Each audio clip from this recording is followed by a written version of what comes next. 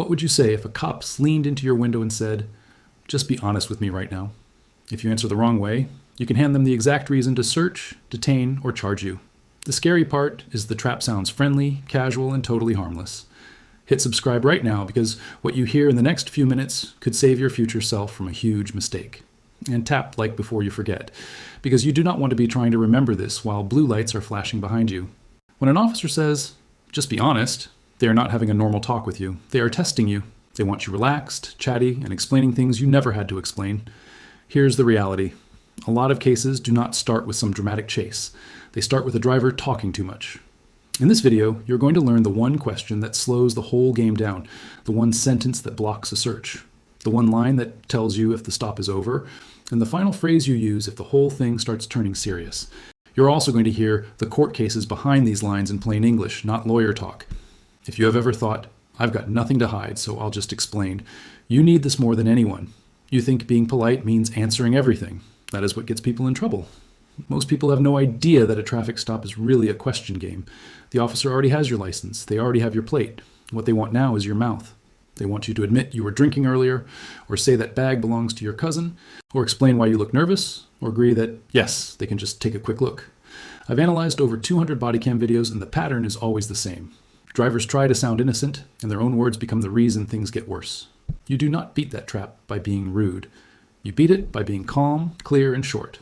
So when the officer says, "Come on, just be honest with me," your first move is not a story. Your first move is a question. You look at the officer and say this: "Officer, am I legally required to answer that?" Word for word. Memorize that line. This is 100% legal.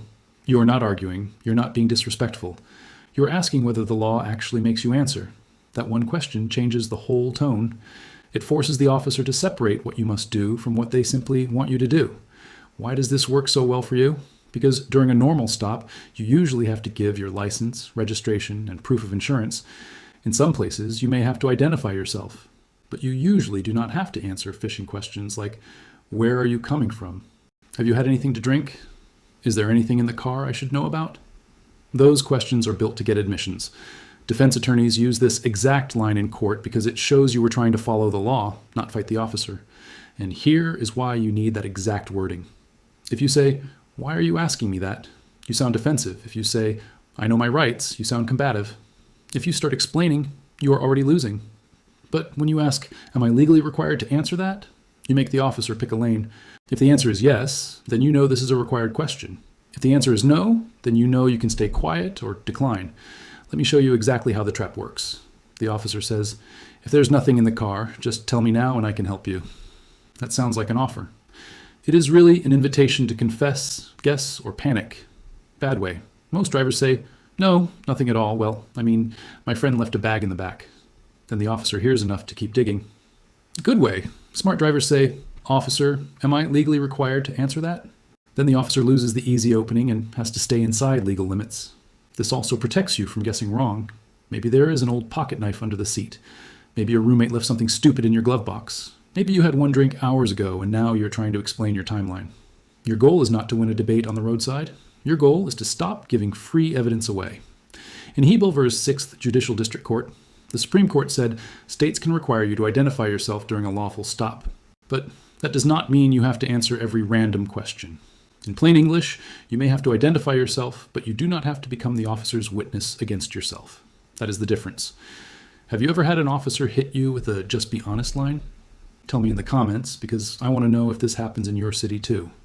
Now let's talk about the sentence you need the second they try to turn a stop into a search. You keep your voice calm and say this: "Officer, I do not consent to any searches." Those exact 8 words. Say them slowly, say them clearly, then stop talking. This is 100% legal. You're not fighting the officer. You're protecting your rights in a way your future lawyer can actually use. Why is that so big for you? Because consent is the shortcut. If you say yes to a search, you make their job easy. They do not need to argue as much later. They do not need as many facts. They will say you agreed. And once you agree, the whole case becomes harder for you to fight. This comes straight from Supreme Court rulings. In Schneckloth v. Bustamante, the court basically said, a search can be valid if you voluntarily consented, even if you did not know every detail of your rights. In simple English, if you say yes, the search often stands. That is why refusing consent matters so much. Watch what happens when drivers get nervous here.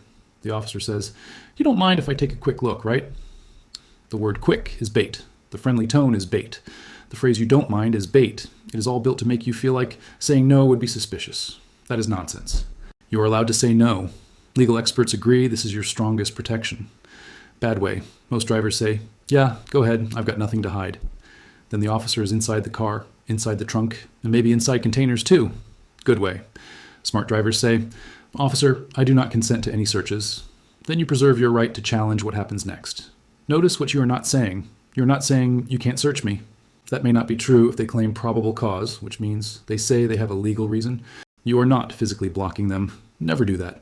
You're not yanking your door shut or grabbing your bag. You're just making your refusal clear on the record. If they search anyway, your words matter later. If they do not search, your words may have shut the whole thing down right there. And watch what happens in body cam videos when a driver clearly refuses consent. The officer often changes tactics fast because the easy path just disappeared. Your third move is the line that tells you whether the stop is still lawful or just a fishing trip. You ask, "Am I being detained or am I free to leave?" Say it exactly like that. Calm, flat, no attitude. Here's the trick they don't want you knowing. That question makes the officer define the stop. If they say you are free to leave, the game is over. If they say you are detained, then they are saying they need a legal reason to keep you there. Why does that help you so much? Because a traffic stop is supposed to be about the traffic issue. Write the ticket, give the warning, run the license, then let you go. The stop is not supposed to turn into a random roadside investigation that drags on forever. Former police officers have confirmed this works because it forces everyone to deal with the actual legal limit. In Rodriguez versus United States, the Supreme Court said police cannot drag out a traffic stop longer than needed. In plain English, they do not get extra time just because they feel like poking around. That is huge for you. When you ask, "Am I being detained or am I free to leave?" you are putting a spotlight on time. You are reminding the officer that the stop cannot stretch forever. Bad way. Most drivers say, "I mean, if you want me to stay, I guess I'll stay." Then the stop keeps going and every extra minute creates more risk for you. Good way. Smart drivers say, "Am I being detained or am I free to leave?" Then the officer has to either end it or own the reason for keeping you there. There is another reason this line works. It keeps you from rambling. A lot of drivers try to talk their way out of a ticket, then talk themselves into a search. They say they are late. They say they were at a party. They say their friend borrowed the car. Suddenly the officer has 6 new things to ask about. Your question cuts all that off. Here's the reality. The longer you talk, the more material you hand over. The shorter you are, the safer you are. Let me show you exactly how powerful that is. One calm question can do more for your case than 10 minutes of explanations. Most people already clicked away. If you're still here, you're in the top 10%. Drop a comment saying "I'm still here," because what comes next is the part people forget in panic. Now let's cover the line you use when the stop turns from annoying to dangerous for you. Maybe the officer keeps pushing. Maybe they say they know you're lying. Maybe they start asking about drugs, guns, or where you were last night. Maybe you are out of the car and things feel serious. Listen closely because this is critical. You say, "I choose to remain silent. I want a lawyer." Short, clear, no extra words. If you cannot remember both parts, remember the first part at minimum. "I choose to remain silent." Why do you need the words out loud? Because just sitting there quiet is not always enough. In Burghoos versus Tompkins and Salinas versus Texas, the courts made clear that silence is not enough. In plain English, you should not assume the law will read your mind. Use the words. That gives your rights a real shape. It tells everyone what you're doing and why. Bad way. Most drivers say, "Look, I can explain everything." Then they talk and dig the hole deeper. Good way. Smart drivers say, "I choose to remain silent. I want a lawyer." Then the pressure stops helping the officer and starts protecting you.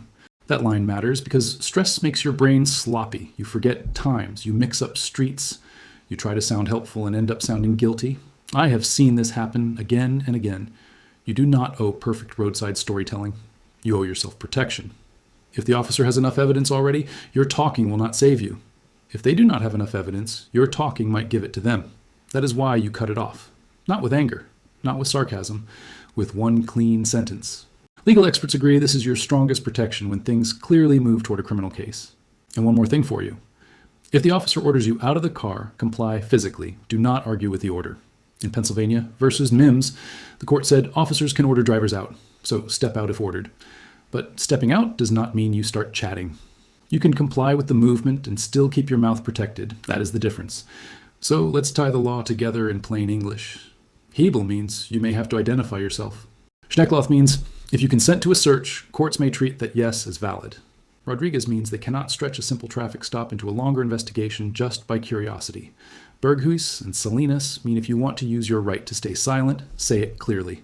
And Pennsylvania v. Mims means you may have to get out of the car if ordered. This comes straight from Supreme Court rulings, and when you put them together, the message is simple. Give the required documents. Do not lie. Do not consent. Ask if you are required to answer. Ask if you are detained or free to leave. If it turns serious, invoke your silence. Now let me show you exactly how this looks in real life. You are driving home at night. Your taillight is out. The officer walks up and says, "Just be honest with me. Had a drink?" The wrong move is what most drivers do. You say, "Only 2 beers, but that was hours ago." Now the officer has an admission from you. Then they ask where you were. You say a friend's house. Then they ask who your friend is. Then they ask if there is anything in the car. You laugh nervously and say, "Not that I know of." Now you sound unsure. Then they ask, "You don't mind if I take a quick look, right?" You say yes because of guilt. 10 minutes later, you're standing on the shoulder while they tear through your car. Now watch the smarter version for you. Same stop, same taillight, same question. The officer says, "Just be honest with me. Have you had anything to drink tonight?" You hand over your documents and say, "Officer, am I legally required to answer that?" If the officer says no, you stop there. If they keep pushing about searching, you refuse. You say, "Officer, I do not consent to any searches." If they keep lingering, you ask if you're free. If the tone gets heavy and they start accusing you of crimes, you ask for a lawyer. That is it. No speeches, no fake smiles, no roadside TED Talk, just clear lines. See the difference for your outcome?